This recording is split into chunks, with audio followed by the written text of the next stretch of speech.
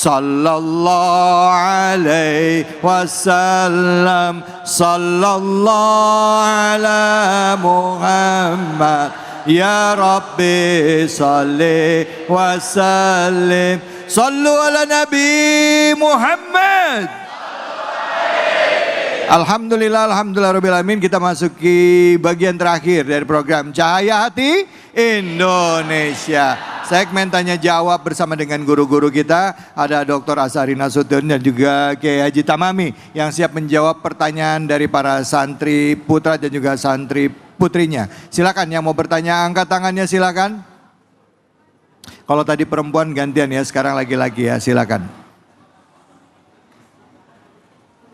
Assalamualaikum warahmatullahi wabarakatuh. Waalaikumsalam warahmatullahi wabarakatuh. Memperkenalkan, nama saya Wan Akib Zuhairi. Afwan Ustadz, izin bertanya. Jika kita mempunyai teman yang terjerumus pada keburukan pada zaman sekarang, contoh menyebar hoaks di media sosial sebagai influencer, tetapi ia tahu ia salah dan tahu kebenarannya, namun sengaja menolaknya, bagaimana kita harus menanggapinya, dan mereka termasuk golongan orang yang bagaimana Ustadz? Assalamualaikum warahmatullahi wabarakatuh. Waalaikumsalam. Mohon maaf, namanya siapa? Wan Akib. Wan? Akib. Akib. Ini asli mana kok nampak pakai Wan depannya? Aneh, orang Malaysia. Oh, Malaysia. Malaysianya di mana? Kuala Lumpur Ustadz. Kuala Lumpur. Belajar di sini sudah berapa lama? Udah 4 tahun. Sudah 4 tahun. Sudah lancar bahasa Indonesianya? Alhamdulillah. Oh iya, wah, luar biasa. Ngomongnya udah aneh. Udah aneh. Oh iya. Luar biasa. Makasih dijawab ya. Jawab ya, ada orang KL di sini, silakan. Ustadz Azhari jawab Ustadz. Oke, bismillahirrahmanirrahim. Bagus banget pertanyaan dari Wan Hakim. Bagaimana ada orang yang kita udah kasih advice, nasihat, tapi kemudian dia menolak kebenaran. Sebagai seorang dai, kita mesti paham bahwa konsekuensi menyebar kebenaran adalah ditolak kebenarannya. Nah, kalau semua orang menerima kebenaran, nggak perlu nabi diutus dan tidak perlu ada duat, tidak perlu ada dai, karena semuanya udah soleh. Dai mesti ditentang, dai mesti dilawan, ya kan? Nabi sendiri ditolak dakwah beliau di Taif. Makanya dalam agama definisi orang sombong itu agak definitif, yaitu batarul haq, menolak Allah, menolak kebenaran, menolak ajaran Islam yang benar. Itu yang sombong sebenarnya. Flexing itu sombong, pamer itu sombong, tapi sombong yang paling sombong adalah menolak Allah. Itu maksud riwayat itu. Nah, ketika Nabi mendakwahkan Allah kepada masyarakat Taif dan ditolak, tidak ada tingkat kesombongan yang paling sombong kecuali itu. Nah, apa yang dilakukan Nabi ketika dakwahnya ditolak? Apakah Nabi depresi? Apakah Nabi butuh healing? Kita sering salah membaca sirah Nabi Muhammad, kita menganggap ada amul huzn, tahun duka cita. Nabi di Isra Mi'rajkan karena dakwahnya, karena istri beliau wafat, lalu kemudian paman beliau wafat. Kata Syekh Said Ramadan Al-Buti, bukan itu alasannya. Yang membuat Nabi bersedih bukan karena ditinggalin bini, bukan karena ditinggalin paman. Nabi mah gak level sedih gara-gara ditinggal oleh manusia. Yang membuat Nabi sedih, kenapa orang tidak bisa menikmati hidayah sebagaimana beliau menikmati hidayah.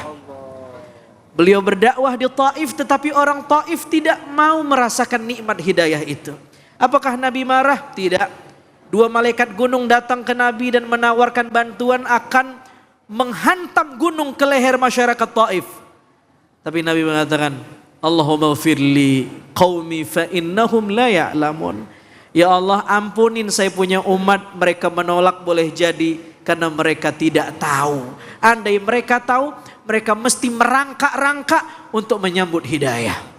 Jadi terus dakwah, antum sebarkan cinta dan maslahat, ya. Jangan gara-gara dakwah kita ditolak, kita resisten kepada orang. Jangan, terus. Karena target kita bukan diterima dakwah, target kita adalah berdakwah itu sendiri. Soal orang terima atau tidak bukan urusan kita. Innaka la tahdi man ahbabta walakinnallah yahdi man yasha. Yang punya hidayah Allah, bukan kita sebagai dai. ditambah sama beliau nih. Masya Allah. Silakan Kiai, mau ditambahin Kiai, silakan. Masya Allah, Masya Allah. Ya artinya kalau menemukan teman-teman seperti itu, ya sudah, benar kata beliau tadi, tugas kita adalah menyampaikan hidayahnya Allah Subhanahu wa Ta'ala. Ditolak ataupun diterima itu biar saja urusan Allah Subhanahu wa Ta'ala. Apalagi kita paham karakter satu manusia dengan manusia yang lainnya berbeda. Betul apa betul? Betul. Seperti karakternya kaum Nabi Allah Musa alaihi salatu wassalam dengan kaumnya Nabi Ibrahim, Nabi Allah Isa itu berbeda. Makanya kita sebagai dai itu punya tantangan masing-masing di setiap zaman kita. Zaman baginda Nabi dengan zaman kita tentu saja berbeda. Maka cara dakwahnya supaya hidayah Allah itu sampai kepada setiap manusia tentu saja berbeda. Tapi ingat kata beliau tadi apa? Jangan sampai kita putus mendoakan teman kita yang sombong dan belum mendapatkan hidayah. Mudah-mudahan dengan doa kita, beliau yang menolak kebetulan itu, yang menolak kebenaran itu, mudah-mudahan diberikan hidayah oleh Allah Subhanahu wa Ta'ala. Amin ya Rabbal Alamin. Amin. Palestum, Argentum. Ini kalau ngomong definisi sombong ya, bahkan orang-orang yang nggak mau berdoa, orang yang enggan berdoa, orang yang enggan ibadah, yang memohon kepada Allah, di dalam surah Al-Mu'min kalau nggak salah ya ayat 60 dikatakan ya, innalladzina yastakbiruna an ibadati sayadkhuluna jahannam zakhirin ya. Orang-orang yang menolak berdoa ya, memohon kepada Allah, menyombongkan diri dan menyembah Allah, maka akan masuk ke dalam Jahannam. Bayangin sampai kayak begitu ya. Nah ini sampai sejauh itu kalau ngomong kesombongan ya. Nah nanti kita lanjut lagi. Nah balik lagi ke pertanyaan saya Ustadz Tamami sama Ustadz juga boleh jawab ya. Apa sih tanda-tandanya saya ini belum ikhlas ibadah? Nah itu dia ya. Saya belum ikhlas di dalam misalnya jadi konten kreator, saya masih belum ikhlas. Dan melakukan apapun saya belum ikhlas. Apa tanda-tandanya Ustadz? Ya tanda-tandanya itu sebenarnya simpel. Antara orang yang melakukan kebaikan itu dengan ikhlas ataupun tidak ikhlas. Contoh seperti misalkan sholat. Ketahuan nih orang yang ikhlas sholat sama orang yang sholatnya kurang apa? Kurang ikhlas. Orang kalau ikhlas sholat itu pasti menikmati apa yang sedang dia lakukan. Ya, meskipun misalkan sholat maghrib 3 rakaat, meskipun imamnya lama karena misalkan dia jadi makmum. Tapi karena datang niat ikhlas itu meskipun lama imamnya tetap dia nikmati. Betul gak kira-kira? Tapi ada juga yang ibadahnya sholatnya punten misalkan kurang ikhlas, itu pengennya apa? Cepet aja. Kalau bisa dicari sama dia kira-kira imam mana musola dan masjid yang bacaannya cepet. Apalagi ada misalkan ada punten ya, mudah-mudahan sih bukan santri. Yeah. Ada yang sholat subuh mentang-mentang 2 rakaat, akhirnya sholatnya cuma 2 menit. Akhirnya dia tergolong termasuk jamaah al-ekspresia. Wah, apa itu jamaah al-ekspresia? Sholatnya ekspres. Rukunya harusnya bacanya subhana rabbil azim wa bihamdi, disingkat jadi sub sami Allah liman hamd. Ini kan gak benar jatuhnya kan ya. Nah termasuk di dalam membuat konten apa daripada sosial media. Ingat seperti yang tadi Ustadz Ashari sampaikan, tujuan kita adalah bukan uang, bukan cuan, bukan keuntungan kita pribadi, yang tapi tujuan kita adalah ridhonya Allah Subhanahu wa Ta'ala. Ridho itu timbul karena keikhlasan.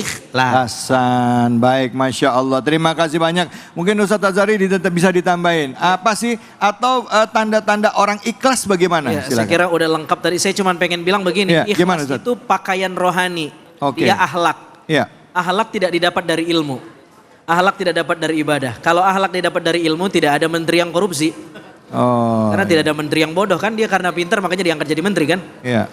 Jadi ilmu tidak melahirkan akhlak. Apa yang dari mana akhlak didapat? Akhlak didapat dari orang yang sudah punya akhlak.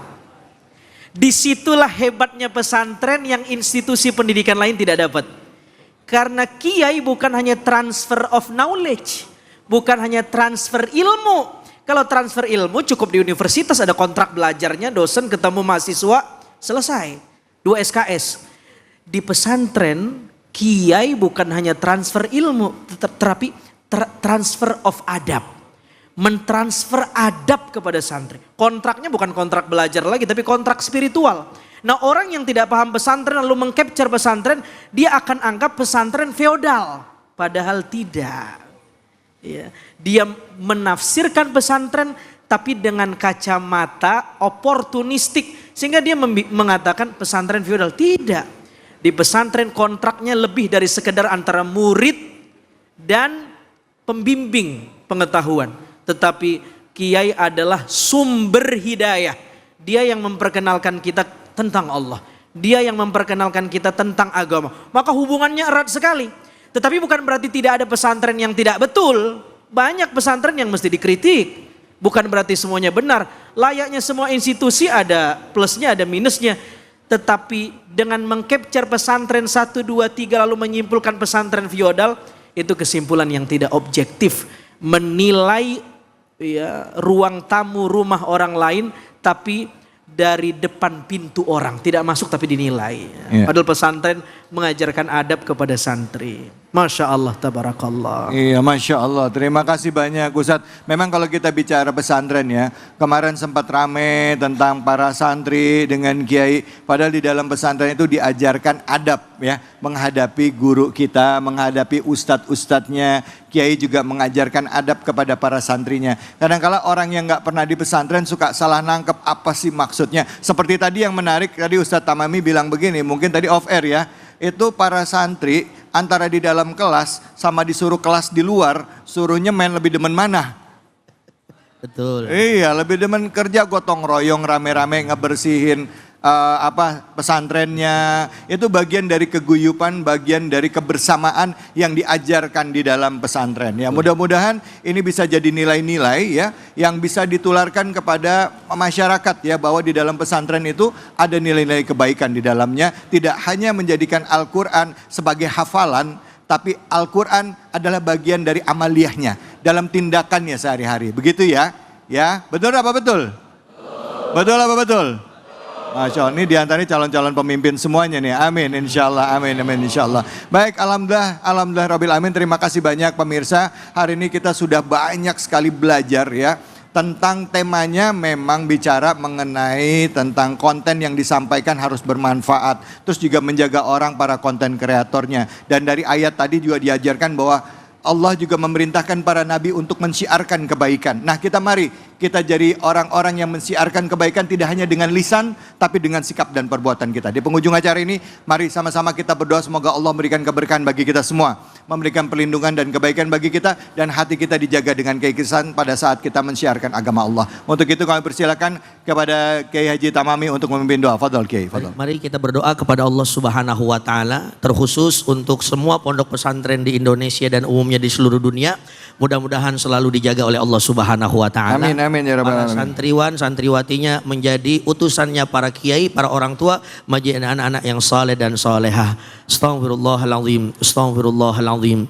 Allahumma salli ala sayyidina Muhammadin wa ala ali sayyidina Muhammad wa sallim radiyallahu tabaraka wa ta'ala an sadatina rasulillahi ajma'in. Allahumma akhrijna min zulumatil jahli wal wahmi ila anwaril ma'rifati wa min wuhulil syahawat ila jannatil qurban. Allahumma la tada' lana dhanban illa ghafartah wa la hamman illa farrajtah wa la daynan illa qadaitah wa la aiban illa satartah wa la jahlan illa 'allamtah wa la maridan illa syafaitah wa la hajatan min hawaijid dunya wal akhirah illa qadaitaha wa yasartaha bi rahmatika ya arhamar rahimin. Allahumma ja'al awladana waj'al dhurriyyatana waj'al ahlana min ahli ilmi wa min ahli sabri wa min ahli tuqa wa min ahli sadaqah wa min ahli al-hajj wal umrah ila al-Makkah wal Madinah bi rahmatika ya arhamar rahimin. Amin. Allahumma anfa'na bima 'allamtana wa 'allimna ma yanfa'una warzuqna 'uluman tanfa'una fid dini wa dunya wal akhirah. Rabbana آتنا في الدنيا حسنة وفي الآخرة حسنة وقنا عذاب النار وصلى الله على سيدنا محمد والحمد لله رب العالمين. Alhamdulillah, alhamdulillah rabbil alamin. Semoga apa yang disampaikan guru-guru kita benar-benar bermanfaat bagi kita di tengah era yang saat ini era disruptif, era post-truth. Tentu kita perlu untuk menebarkan kebaikan, bahwa kebaikan yang kita sebarkan adalah yang berdasarkan tuntunan Al-Quran dan juga hadis. Semoga kita senantiasa berada di jalan yang lurus dan benar. Insya Allah kita diwafatkan kelak dalam keadaan husnul khatimah. Saya David Halik undur diri. fattaqullaha mastata'tum billahi fisabil haq fastabiqul khairat wallahul muwaffiq ila aqwamit thoriq wabillahi taufiq wal hidayah. Assalamualaikum warahmatullahi wabarakatuh. Waalaikumsalam warahmatullahi wabarakatuh. Salatullah salamullah ala taha rasulillah. Salatullah salamullah ala yasin habibillah. Tawassalna bismillah wa bil hadi rasulillah wa kulli mujahidin lillah bi ahlil badri ya Allah. Salatullah salamullah ala taha rasulillah. Salatullah salamullah ala yasin habibillah. Tawassalna bismillah wa bil hadi rasulillah wa kulli mujahidin lillah bi ahlil badri ya Allah. Semuanya salatullah salamullah ala taha rasulillah. Salatullah salamullah ala yasin habibillah. Sallu ala Nabi Muhammad. Terima kasih banyak.